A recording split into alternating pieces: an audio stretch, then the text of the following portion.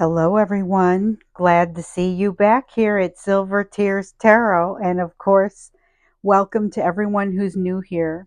We're going to jump in today with a reading that we talked about yesterday. So, the last couple of readings have been here's a topic that people have been asking about. Plus, it specifically seems like it's coming up in this reading. So, some of the topics have been jumping around a little bit because you guys send me notes and I grab topics out of those notes sometimes. Sometimes you ask specific questions, other times you infer them. And so I've categorized all the questions. And so I start to kind of put them out in readings in a way that makes sense. But yesterday and today are driven by questions that came directly out of the readings in addition to your notes. So what we're going to look into here is kind of what is happening with your person a little bit more globally. So when we did yesterday's reading, we asked the question if they were conscious of the behavior that they're exhibiting and the impacts of it. And we found that in some ways, yes, they're very aware of them. In other ways, it's not so much. They're not having as much success decoding your responses to them, partially because of how they have thought about the situation, right? So we were going to look in on them, just kind of see what energy is happening around them and what's happening, what kind of messages want to come out. So that's what we'll do today. It's going to be a general reading that's for the collective. It's not going to resonate with everybody because, it shouldn't resonate with everybody. It's going to be a story specifically that's relevant to the collective. You'll be somewhere on the timeline if you're part of it. If this is you, check out some of the other videos for sure because they're all very much connected. But, if it's your story, then please feel free to subscribe also. So let's look to see what's in your person's energy right now. And this is a little different from the question that I usually ask. I like to ask what's happening in the energy and what kind of sticks out the most as far as the energy between you. A lot of times that's where we lead. That's what we lead with. But this one is specific to your person. Okay, and we have that Hermit card in reverse. Boy, have we been seeing a lot of that lately. So we've got the Hermit in reverse, and it is talking about having gone into that Hermit cave to find some answers, but not necessarily having found those answers that they were seeking. Not that they didn't find anything, but they didn't find what they were really specifically looking for. So it ends up being, I guess, an inconclusive trip to the thinking cave. Let's see what else wants to come out for that. Like I said, we've been seeing that coming out in some of the readings here lately. And this is the energy that's really just around them. Oftentimes it's in that it's in that shared energy. It's in both of your energies, honestly, because it'll be in the shared energy, or sometimes it'll be in even the part where we look into your lessons. There's more information to be had. There's more lessons to be learned. There's been a lot of desire to reach out and have communications. Oh, this is a good sign. Strength. So the strength card coming out for them, it just means that whatever they try and do, they're going to be a little bit more successful with it than they might otherwise be.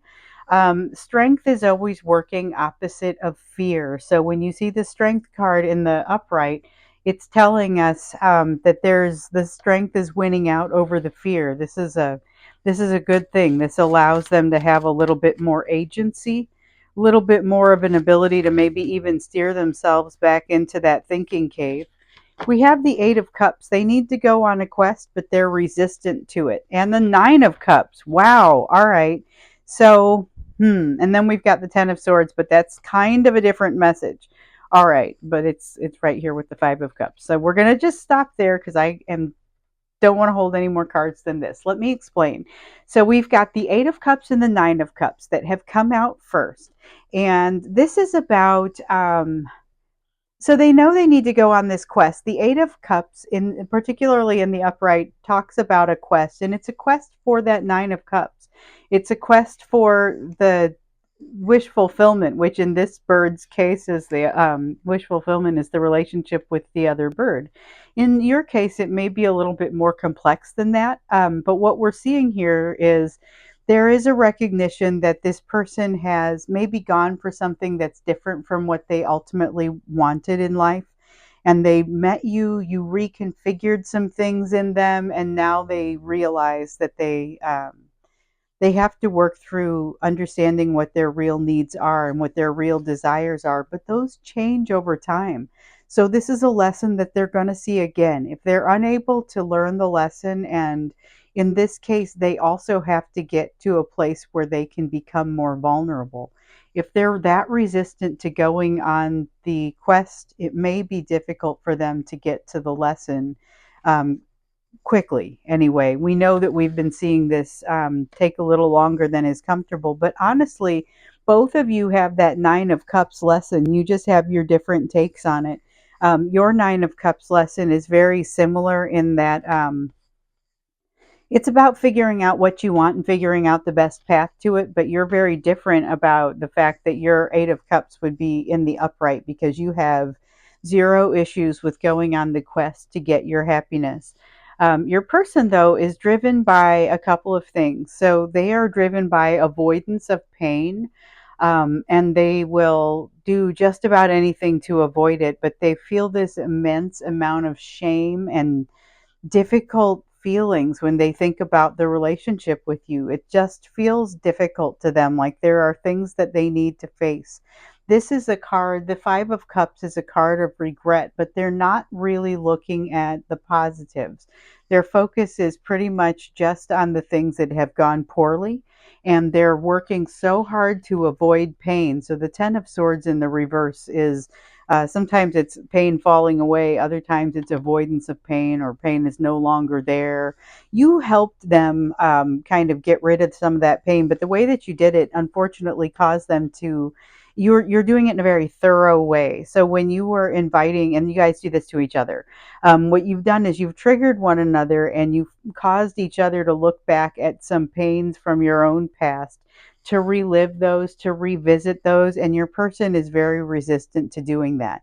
Similar to the resistance they have against going on this quest for their happiness, it would be very disruptive to them. It would be like a Ten of Pentacles in the reverse. You know, it would be um, threat to their way of life.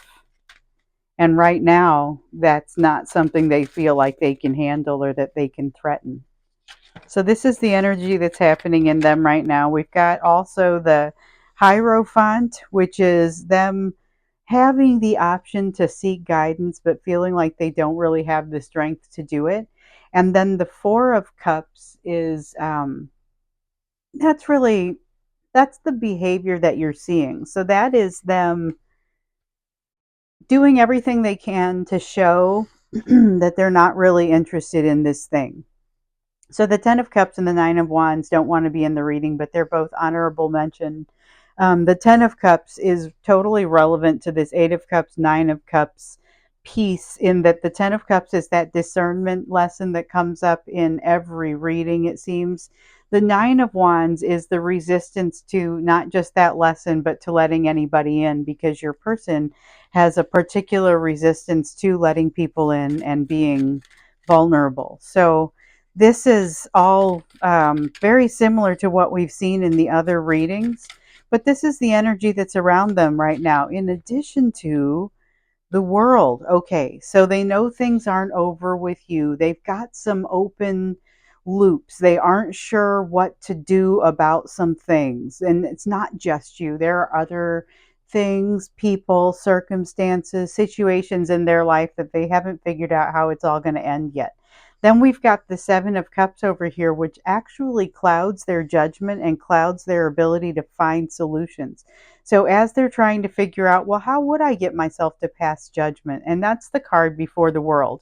So in the tarot, there are 22 cards in the major arcana. The world is the last of those, card number 21, because the first card is card number 0. It's the Fool. So 0 through 21, there are 22. Card number 20 that comes right before the world is the Judgment card. You can't get to the world, the happy ending, upright unless you are able to pass judgment. And so here we have in the reverse, we know that that judgment hasn't even really occurred yet. Your person isn't to a place where they can get there. Too many open ends. Here with the Seven of Cups, they're not making as much progress as they would like, because they have a hard time getting to even really understand what the options are and what the interaction is between those options, and like what's mutually exclusive and what's not, for example. Okay, so that is what's happening in your person's energy. Let's see what else wants to come out for them and just kind of what else is happening with your person right now. Okay, so we've got the Ace of Cups. We know that to a certain degree, they're not able to let emotion flow. The Ace of Cups in reverse. So in the upright, it overflows with love. There is emotion is able to flow. This is somebody who has very much shut that down, and that is what is absolutely happening with your person. It is not just with you, it is in other aspects of their lives as well. So even if they are, in that relationship with somebody else, they are having an issue. They are basically shutting down emotionally in all the aspects of their life where they would wish that they'd be able to open up. It's kind of a major malfunction on an emotional level. This is the Lover's card. This is kind of what's creating it. So remember, we've got that Tower card that comes out for them sometimes in reverse, and it's about them not wanting to confront something, not wanting to make a change, not even really wanting to get too deeply into something. And we've got a lot of times there's an arrow or there's lightning or there's something that strikes the top of the tower that causes it to fall, which, of course, after that, you take all of the rubble and you rebuild. You rebuild something new with that same material, and it has that knowing, and there you rebuild something potentially that's much better.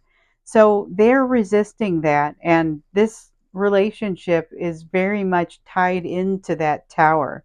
And I love that the arrow, it's like Cupid's arrow, but it's shaped like a lightning bolt, like the tower, which is what so much brings that in for me. Plus, it hits their, what would be their crown chakras. And that's kind of the sense of the tower. It's a realization that changes everything. And so it feels very global. Your person is very resistant to it, but that's kind of the nature of the relationship for them, and they're experiencing it and they don't know what to do about it. It's causing them to recognize some things in themselves. So one of the things that I've asked you to focus on, and we've seen come up in these readings, is about learning to give and receive love in equal measure, like breathing, so that you're not holding on to love without being able to give it back, and you're not being able to give it but not receive it. And with you, we've seen so much that you're able to give love but not always feeling worthy of receiving it, and your person has trouble on both sides. They have trouble on both sides, and so imagine they've come up against this Cupid's lightning bolt situation that just really makes things difficult. It has resulted in a swing and a miss from a baseball standpoint. It is also not necessarily the third swing and a miss. So they may have some options here depending on what else is happening. This is a missed opportunity between the two of you, and it is weighing heavily on them right now. Again, with the Empress in the reverse. And again, it means they didn't feel like they were ready for it. We've got this, our old friend, the Two of Wands, where when they were given the opportunity to figure out if they were going to stick around or if they were going to run away, they decided to run away because they couldn't find a way to make this Two of Wands energy work. They ended up feeling like there was an impasse between the two of you, some kind of emotional distance that they were incapable um, of crossing, and they didn't feel like they were ready for it, like we see with that Empress card, and we've seen that actually quite a bit here lately. The Devil card. Okay, so there is Devil and Temperance. All right, and that's it for now. The Knight of Cups may also be relevant, but it is not part of this reading. So the Devil card is talking about what has really controlled them. We're going to get into this a little bit, I think, when we get into the extended here, because we're looking at what's happening with your person, and this is like a mini version of what's happened with your whole relationship. So we need to kind of dig in a little bit deeper, I think, than we're going to have the opportunity to here in this reading. Or I don't know. I mean, I guess we'll see what comes out, but I want to make sure that we stay on this, and especially in light of what's happening in their energy right now. this is that balance that they've been seeking all along. This whole time they've been seeking this balance, and they've been controlled by something, whether it's a circumstance or a fear around a circumstance, something that makes them feel like they can't have or do what their nine of cups, what they would consider to be their wish fulfillment for whatever reason, is not actually an option. Hmm. Okay. So that's something that has come out periodically. Okay, they're not done fighting this, but they don't feel like they can win. That's significant. They also feel like they have finally learned a lesson with this Ten of Cups of that discernment. And next time I see the situation, I'm going to know what to do about it. But I've already destroyed this. It reminds me of this song from, like, I don't know, 1985, Peter Cetera, Amy Grant. Next time I fall in love, I'll know better what to do. And it really kind of has that feeling to it, like they're giving up on it in a way because they feel like they don't have they don't feel like they can win. They don't feel like you want to talk to them. Not really. Like, you may think you do, but they don't believe that you would find that to be the case if you were actually able to have much of a conversation. And this is something I think it would be particularly difficult for them to be talked out of. They need to be talked out of this. They need to be somehow get out from under the control of this devil situation, whatever it is that's controlling them, and move back in the direction of the temperance that they so desperately seek. The best thing about this is the fact that they desperately seek temperance, because that's going to be the thing that helps them get past this devil energy. Okay, so yes, this has been enlightening, but we are definitely going to look a little bit more deeply into this when we get into the extended reading, because this is seeing what's happening with them and having it be so global, as far as this is so much of what's been happening in your relationship is coming to a head right now, which makes sense because it kind of is with you too. Or at least that's kind of the impression that I've been getting in your energy and talking with you. When we pull your mutual energy, it's not messing around. Like, there's a particularly difficult thing about energy right now between the two of you, but it's also what's going to kind of catapult you forward in your healing if you're able to try and do that. So let's see about how to try and do that. That's kind of what this last question is. It's about what to focus on, that's going to help you as you move into farther into this situation. What's going to help you as you move forward? So it's not necessarily what is it that solves all of your problems, and everything that's on that bridge between you and where you would ultimately like to be. But let's find out at least what that next focus needs to look like. All right, so we've got the Two of Cups, and this is something that's been kind of coming out for you here quite a bit lately. It's a Two of Cups in the upright, and it's a feeling of getting yourself ready for partnership. So Two of Cups is partnership. It can be business partnership, it can be partnership in love, but it definitely involves emotion regardless. So even if it is business or work oriented, it still ends up being a very emotional thing, a very emotional experience. So let's look a little bit more deeply into that, because this is a concept that we've seen here, and it's about, okay, we can't bring you the partnership that you truly seek until you are ready for it. But at this time, it seems like there are still a couple of things that need to happen in order to ready you for it. Now, some of it you might be able to control, and that's kind of what we're after, because, yeah, some of it you can't control. This is perfect. Okay, so some of this you are going to be able to control. Some of it you're not going to be able to control. You've got the Death card that suggests something is going to be ending. You don't necessarily control this, but there are elements of it that you do control, and most notably, what grows from it is what you do have the most impact over. You can't always talk about or influence what's going to end, but you can say, here's how I'm going to grow from that. Here's how I'm going to bounce back from that. Because if you look at it, this is what the Death card is. It's transformation. It's a phoenix rising, or in this case, it's a flower that's growing out of these skulls, with the skulls representing death, obviously, and the flower is the new life that grows from it. And then we've got the Wheel of Fortune over here, which is chance, not really. Okay, so we're not having a lot of fast moving energy with this right now, and it's not necessarily much you can do about it once again. So there will be elements of this growth that you'll be able to control, because, and it's going to be mostly your response to it. But there are going to be elements of it that you can't, like the timing. Some things are going to take longer than you are emotionally prepared for them to take.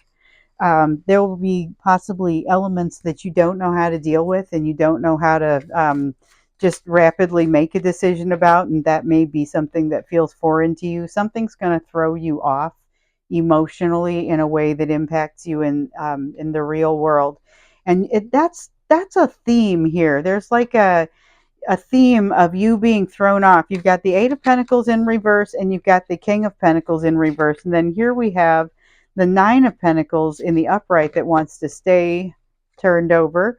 And this is super interesting. It's a whole bunch of earth energy that has decided to come out. Everything else here, these two clarifiers at least, are major arcana. But here with the earth sign, or with the earth energy, you've got the Eight of Pentacles, which is that here's this blow to your emotional self mastery, or so it seems. It's very much a perception. This is also a perception, the King of Pentacles, that feeling of maybe I'm not quite worthy of making this decision. The Nine of Pentacles comes through, though, and says, this is what you need to do, and you need to own it. That is an energy that exists within you, and it exists in most situations, but for whatever reason, this one just wants to cut you off at the knees. It's just very challenging. It's got exactly the right combination of things that makes it difficult for you to do exactly this, to charge forward. So the key is going to be to figure out how to get to this Knight of Wands energy, which is where you hit your flow and you are at your most effective. How do you get warmed up to that point where you're ready to go forward? And that's the key that you have to find here in this process. It may never feel like you're going to be super confident about it. Here you have the King of Wands. This is a warning, in some cases an admonition about being very careful not to try and control the situation too much. There are only certain things you're going to be able to control, and trying to control beyond that point is going to make you tired. The Page of Cups talks about being very careful about your communication, who you communicate with, and how you make those communications. These are going to be some first steps as you're thinking about how to prepare yourself for partnership. And again, you're not going to be able to control all of it. One of the elements that really comes through for me is it feels like you're not going to have as much control over the timing of things as you might like, and that can be very frustrating. That can be a huge source of frustration. Um, let's get you an oracle card here. And this oracle card, it's advice, but it's about everything that's happened across the whole reading.